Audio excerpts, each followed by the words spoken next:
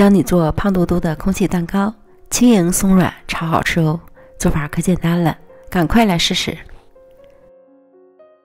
碗中倒入20克玉米油，20克牛奶，搅拌至乳化状态，再筛入30克低筋面粉，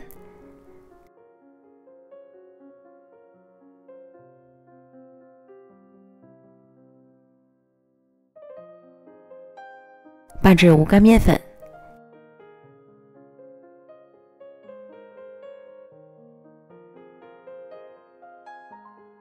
加入2个蛋黄，搅拌至顺滑的状态，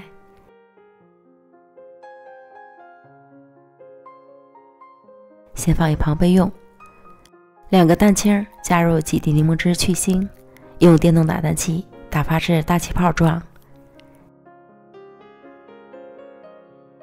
加入1半的白糖，继续搅打至泡沫细腻时，加入剩下的白糖。这里我只用了15克的糖。这2个鸡蛋的重量每个是连皮55克左右。继续打发至硬性小弯钩的状态，然后将蛋白霜分2到3次与蛋黄糊混合均匀，用从底向上的手法拌匀，切记不能画圈搅拌，避免蛋白消泡。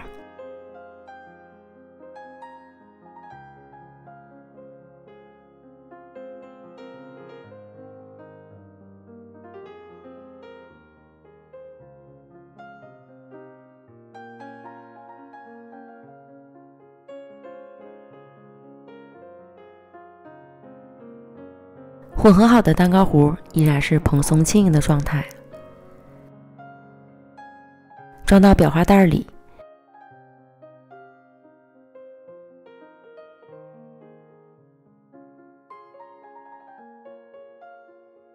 再挤入烤盘，尽量挤得大小一致。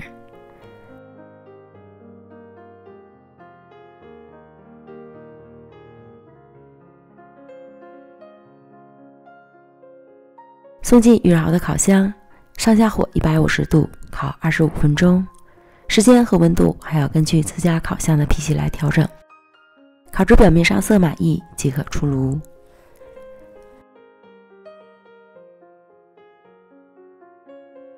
冷却至凉透就可以开吃了。表面一层薄薄的小酥皮儿，内里轻盈松软，好吃到停不下来。做法非常简单，喜欢的朋友就赶快试试吧。美食天天更新，咱们明天见，拜拜。